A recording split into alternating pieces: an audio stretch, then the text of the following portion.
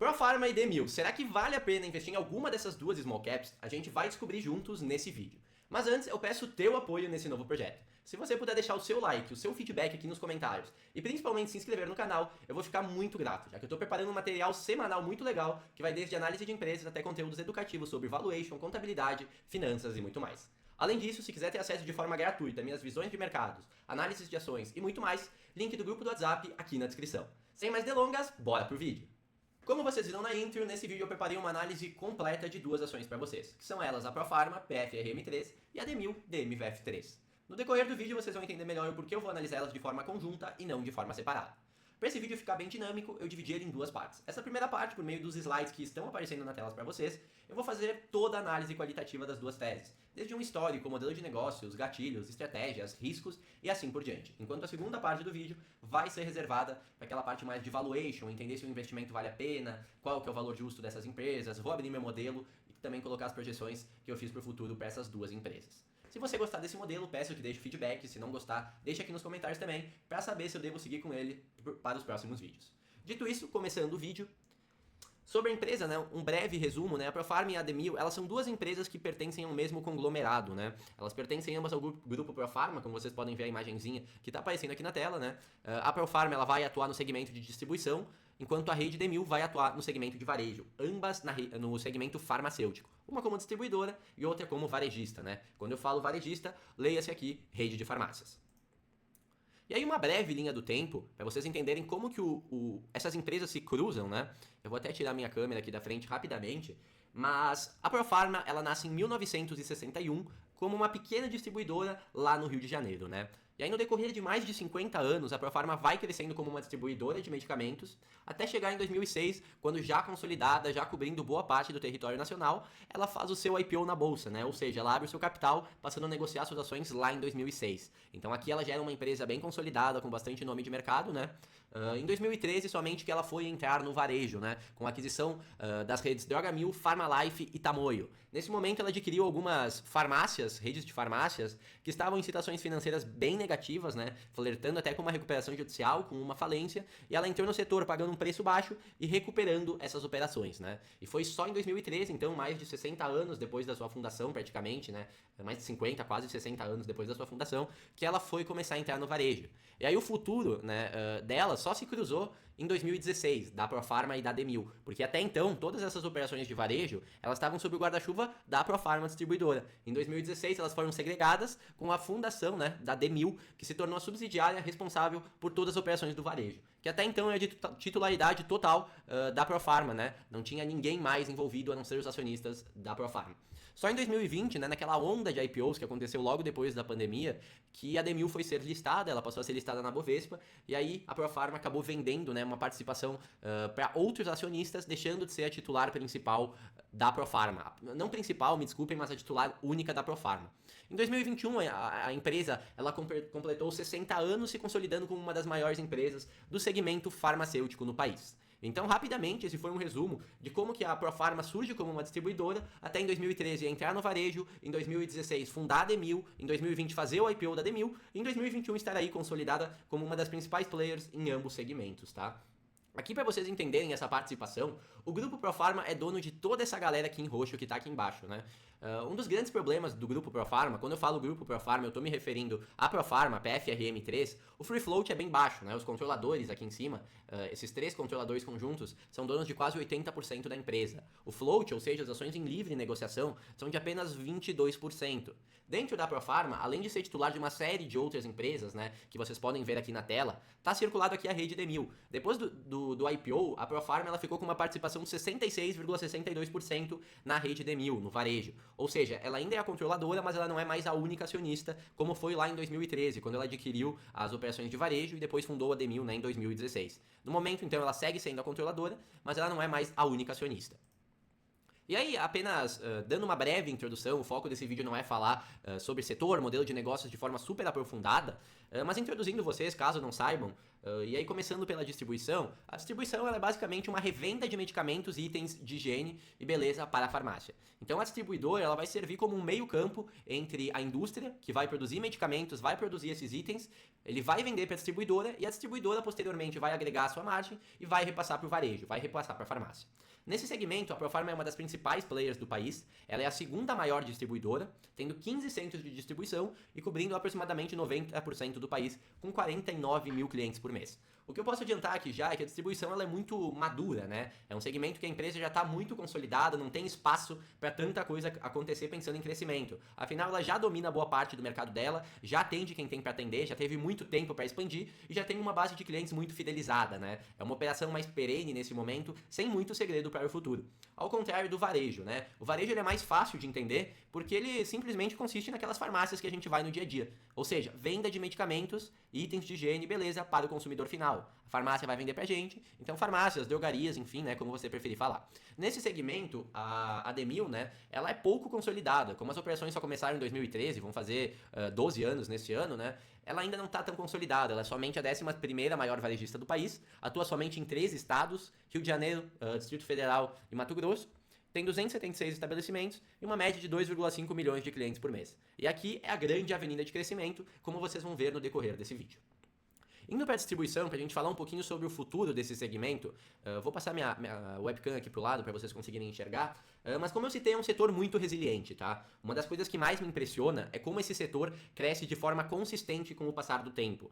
Ele tem muito mais drivers setoriais, né? Como eu disse, não tem algo muito micro que pode acontecer de forma interna dentro da empresa, porque já é um negócio muito consolidado. Não tem como ela expandir muito seu mercado, porque ela já tem uma cobertura praticamente nacional, então vai ser a conquista de alguns clientes, são coisas muito pontuais, né? Um ganho de margem, um ajuste aqui ou lá. Então o que acaba tendo muito são drivers setoriais. O segmento de distribuição, para mim, ele é um dos melhores do planeta. Desde 2003, no Brasil, ele cresceu a um KGR de 16% ao ano de forma consistente. É quase impossível a gente achar outro setor com essa resiliência. E quando a gente olha, a gente não vê um desvio muito grande. Ela sempre manteve essa constância de crescer entre 10%, 20% ao ano, todos os anos, né? Então, é um setor que um dos grandes drivers é essa resiliência, essa consistência no crescimento. E por que que cresce tanto? Primeiro fator, reajuste anual de preços.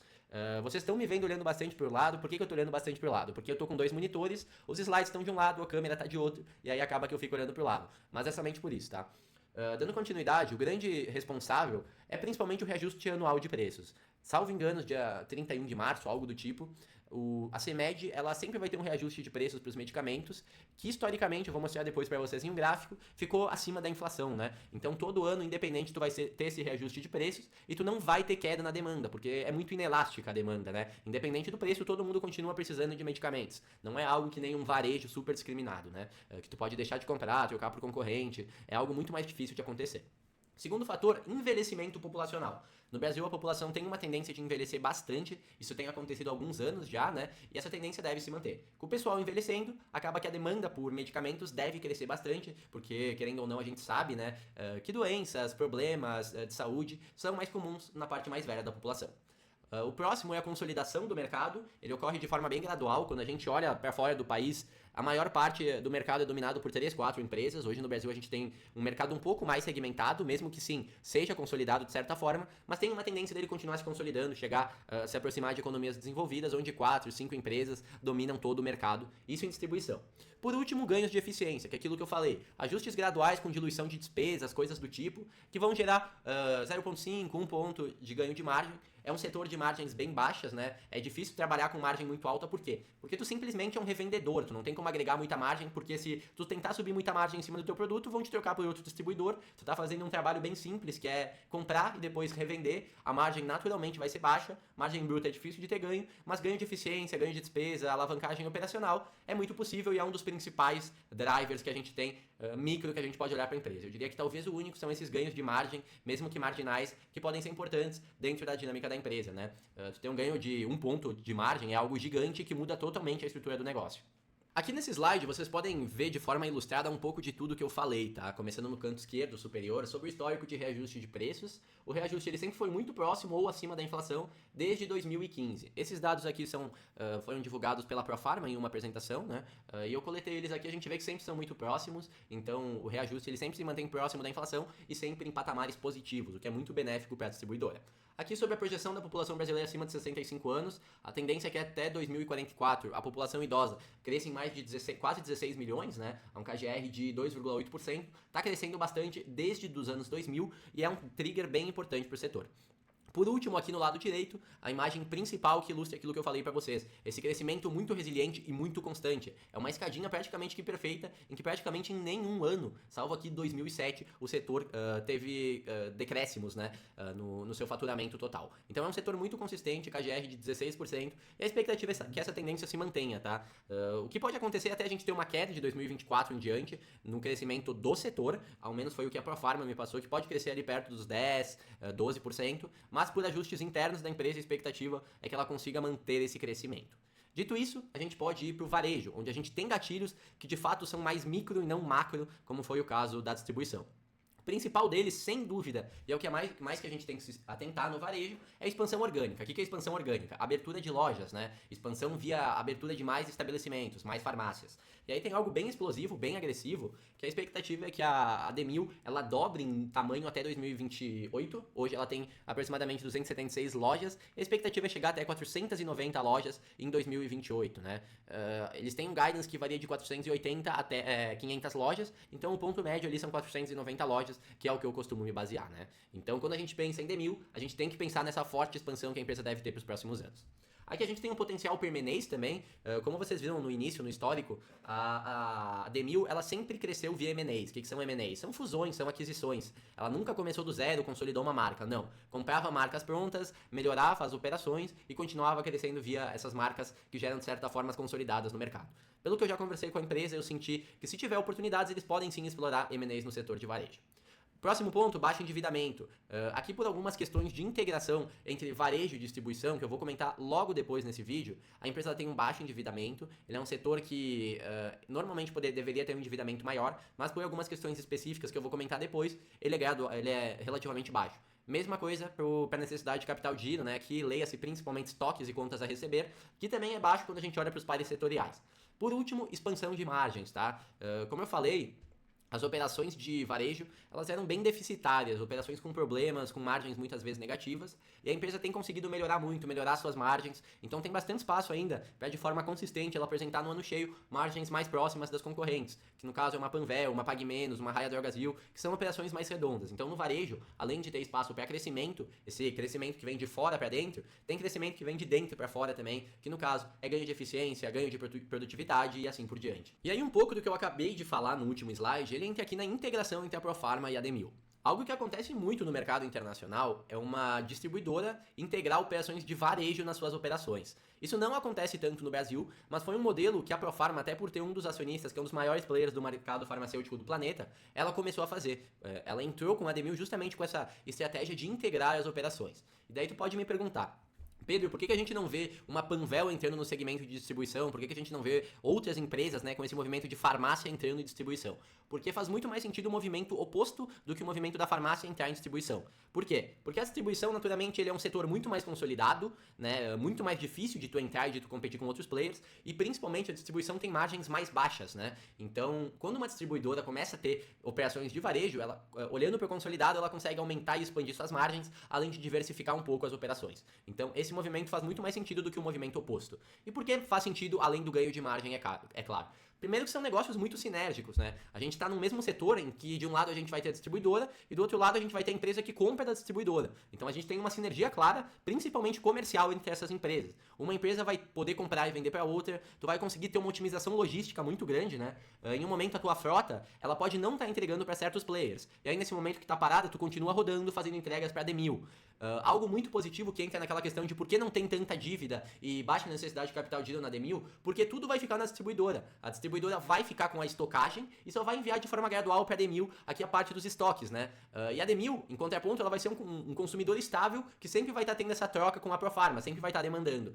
Até vale eu citar que tem um contrato de exclusividade até 2030, 2029, não lembro ao certo, o prazo é inicialmente de 10 anos, em que a Demil só pode comprar da Profarma. Então tu tem essa integração que é muito clara entre as operações, que gera muitos ganhos, além de, é claro, ampliação de mix, Por essa questão de estocagem, tá tudo na Profarma, pensando em Demil, o ciclo de caixa é beneficiado, essa troca constante beneficia o ciclo de caixa também, e o endividamento da Demil é explicado também por essa questão de estocagem. Eles não precisam ficar tomando dívida para comprar estoque, principalmente antes do reajuste de preços. Então a gente tem uma série de coisas que é o principal trigger da tese, e por isso que eu quis falar delas juntas, além de serem do mesmo conglomerado, que é essa forte integração entre os negócios que gera uma série de ganho para ambas as empresas. Falando um pouquinho de risco, né? Aqui a gente não tem nenhum risco muito material, alguma coisa muito específica da tese, mas como qualquer tese, a gente tem riscos a serem mapeados. Não existe nenhum investimento sem risco. Se um dia te falarem isso, tu sabe que tu tá entrando numa pirâmide, num golpe e coisas do tipo, né? Principais riscos, margens apertadas. Essas margens, naturalmente, se tu tem alguma mudança drástica, como tu opera com 3, 4% de margem operacional no consolidado, uma leve mudança de alguma coisa negativa que acontece, mesmo que pontual, pode levar a empresa a dar prejuízo. Essa é uma característica do setor, algo muito parecido com o segmento de supermercados, né? Integração das operações dar errado, isso é algo que pode acontecer, são duas operações grandes, não é fácil integrar, não é coisa que 2 mais 2 é 4, não, é algo um pouco complexo que a gente tem que tomar cuidado, porque coisas ruins podem e provavelmente em algum momento devem acontecer. O que a gente tem que pensar assim é a capacidade de resposta rápida das empresas, que eu acredito que elas tenham facilmente pelo que elas apresentaram, né? Até agora a gente não consegue notar nada de negativo e somente coisas positivas a serem extraídas dessa integração. Expansão orgânica do varejo, aqui eu diria que é o principal risco, né, principalmente quando a gente pensa em Demil, que é a expansão orgânica não ter os resultados esperados, porque para expandir tu tem que ter capex, tu tem que abrir estabelecimentos, muitas vezes tu tem que tomar dívida, e aí tudo isso, né, vai gerar mais juros sobre dívida, tu vai ter uma amortização a ser paga, e tu precisa que a resposta ocorra, tu precisa que tudo saia como planejado, senão o ROI do teu investimento não compensa, tu pode dar prejuízo, vai queimar caixa, então a expansão orgânica do varejo ocorrer da forma correta, vale eu citar que até então ela tem ocorrido, é um dos grandes desafios a serem enfrentados pelas empresas do grupo Profarma, né? Sensibilidade do varejo, querendo ou não, o varejo, por lidar com o consumidor final, ele é muito mais sensível do que a distribuição, então isso pode ser um desafio a ser enfrentado pelas empresas. Outro risco muito grande, que para mim é o maior ao lado da expansão orgânica do varejo, é a liquidez baixa das ações da empresa, principalmente da Demil. A Demil não chega a negociar muitas vezes 400 mil por dia, né? Então a janela de entrada e de saída é muito, muito pequena. Para abrir uma posição, tu puxa muito papel. Alguém grande vai sair fora, é coisa de poder cair 10, 20% ativo. Então o principal risco hoje é essa liquidez baixa, que acaba sendo muito afetada também pelo float ser muito baixo, né? Tanto em Demil, tanto em grupo Profarma. O último, taxa de juros e endividamento, é algo que a gente tem que mapear, né? A distribuidora muitas vezes ela vai estar operando com alavancagem, principalmente para comprar estoque antes de reajuste de preços. Agora a gente deve ter endividamento, pode ocorrer para a expansão orgânica das operações. Então, com taxa de juros alta, né? Além de poder pressionar de forma direta as operações de varejo, principalmente, pode pressionar a despesa financeira. Mas nesse momento a gente tem visto um cenário de melhora, né? No qual a gente está vendo uma queda nos juros futuros, o que é bastante benéfico, né? Mesmo que o endividamento da empresa não esteja em patamares elevados, é um endividamento super tranquilo. E aí, para ilustrar um pouquinho de tudo que eu falei agora, vamos trabalhar um pouquinho com dados aqui. Vou até sair da tela, porque não adianta nada eu falar se a gente não vê essa confirmação de tudo que a empresa tem feito gerando resultados. A gente olhando desde 2018, a gente vê que ela cresceu em linha com o setor, um KGR de 16%, é até acima do que o setor cresceu desde 2018, né? E a gente vê que é um crescimento bem constante, né? O mínimo de crescimento foi 12% ao ano e o máximo 21%. A gente não tem um desvio que puxa esse KGR para cima, e a empresa tem conseguido crescer muito bem. E aí, quando a gente olha por EBITDA ajustado, a gente vê que ela cresceu ainda mais, né? Se na receita bruta ela ficou em linha com o setor, aqui o crescimento foi muito mais exponencial. Quando a gente tem um crescimento de EBITDA ajustado, que é um proxy de geração de caixa e de lucro operacional, a gente vê ele crescendo acima da receita, isso significa que a empresa teve um ganho médio de margem. Além de ter expandido receita, isso ocorreu com crescimento de margem, maior lucratividade, o que é ainda mais importante. Sobre crescimento de EBITDA, mesma coisa que a gente consegue registrar ali na receita bruta, tem uma constância de crescimento muito alta, o que é bastante benéfico. E aí, por último, antes da gente ir pro modelo, falando sobre lucro líquido e algo muito interessante que a gente olha aqui, né? Na linha branca a gente tem o CDI médio, aqui embaixo a gente tem o lucro líquido ajustado e aqui na linha pontilhada a gente tem a margem líquida da empresa. A gente vê que entre 2021 e 2024 a margem se manteve estável, mas isso aconteceu com o CDI mais do que dobrando o CDI médio, que saiu de 4,3% para 10,8%, o que significa que, mantendo tudo da forma atual, se o CDI médio cair, a tendência é que a margem líquida suba de forma proporcional. Operacionalmente, o negócio melhorou muito. O que fez com que a margem se mantivesse assim foi basicamente o aumento do CDI médio, né? 2022 e 2023 foram anos bem adversos, anos de CDI lá em cima. Aqui a gente até consegue ilustrar um pouco de como que o endividamento, taxa de juros acaba afetando o negócio, que levou os resultados lá para baixo, mas 2024 já voltou a crescer e crescer muito bem, tá, pessoal? Dito isso, acho que ficou uma visão muito legal de toda a parte macro das duas teses, uma visão setorial, uma visão dos negócios, espero que tenha ficado bem claro. E dito isso, agora a gente pode sair daqui e ir lá para minhas planilhas de valuation para mostrar rapidamente o meu modelo para vocês e depois a gente falar sobre resultados, perspectivas, entender o que cada um investimento engloba nos preços atuais, tá bom? Então, pessoal, tô de volta aqui já nas minhas planilhas de valuation. Caso alguém não saiba, eu acho que vale uma explicação, né? O valuation é uma metodologia que eu utilizo para chegar ao valor justo de uma empresa. Aqui, ela foi feita por meio do fluxo de caixa descontado, que consiste na projeção do fluxo de caixa da empresa, aqui o fluxo de caixa para o acionista, e aí o valor da empresa delimitado com base nisso, é a metodologia mais utilizada, e uma das mais comuns, né, além de ser uma das com maiores grau de complexidade, onde a gente mais consegue se atentar a detalhes, e aí eu tô aqui para aquilo que a maioria de vocês espera, né, que é apresentar os resultados, ao menos que eu interpretei. Vale citar aqui antes da gente partir para essa parte que isso não é uma recomendação de compra, tem apenas fins educativos, compartilhar um pouquinho do que eu enxergo pro papel, dos meus insights, um pouquinho do que eu tenho de valor justo, que eu encontrei com base nas projeções, e aí a tomada de decisão deve partir dos estudos de vocês, né? O fim desse vídeo ele é totalmente educativo. Dito isso, como que foi feito o valuation, né? A empresa ela abre os dados de distribuição e de varejo, né? Então eu consegui os dados da Demil e somente da vertical de distribuição da Profarma. Então, para delimitar o valor justo, eu projetei a geração de caixa da distribuição e da Demil separada, e aí após isso eu tenho o valor da Demil e multiplicando o valor justo da Demil pela participação do grupo Profarma, mais o valor da vertical de distribuição, eu chego ao valor justo de toda a companhia, né? E aí aqui na tela vocês vão ver inicialmente agora primeiro um pouco do valuation de distribuição. Ele acabou tendo que ser um pouco mais simples do que eu gostaria, porque o que acontece é que basicamente eu não tenho muitos dados, né? A gente tem dados bem escassos para distribuição, ao contrário do varejo. Precisou de algumas adaptações, algumas simplificações, mas que eu creio não ter comprometido o modelo, né? E aí aqui o crescimento da receita, uma projeção super simples em escadinha, começando em 15% de receita líquida em 2025. Eu acho que é bem conservador e caindo até 6% em 2036, quando chegar a perpetuidade do negócio. Margem EBIT, margem EBITDA estável em 2,64% margem EBITDA e 2,4% margem EBIT. Resultado financeiro eu tive que projetar como um percentual da receita líquida, porque eles não abrem os dados de receitas financeiras e despesas financeiras, então teve que ser bem simplificado. Dívida bruta em relação ao EBITDA em 3 vezes, então essa foi a dívida que eu utilizei. Alíquota de imposto de renda zerado.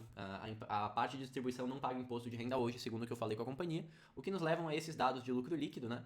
CAPEX em 0,3% da receita líquida e depreciação aqui em 0,23% da receita líquida. Como eu falei, precisamos de muitas adaptações nesse modelo, porque não tenho muitas formas de projetar, né? Necessidade de capital de giro em 10,4% da receita líquida. Dívida, eu já falei para vocês, o que nos levam a esses dados de geração de caixa. Utilizei um growth, taxa de crescimento dos fluxos de caixa de 6% na perpetuidade, que é exatamente igual ao crescimento da receita líquida que eu estimei.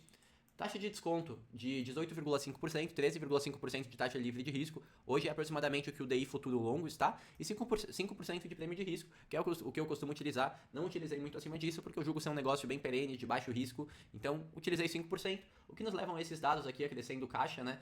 De um valor justo para a empresa de 1,010 bilhões de reais, tá? Aqui a gente ignora esse número de ações e valor de ações e vai agora para o valuation da Demil, que aí ficou mais bonitinho de fato, né? Eu tenho acesso a um maior número de dados para fazer projeções mais interessantes, né?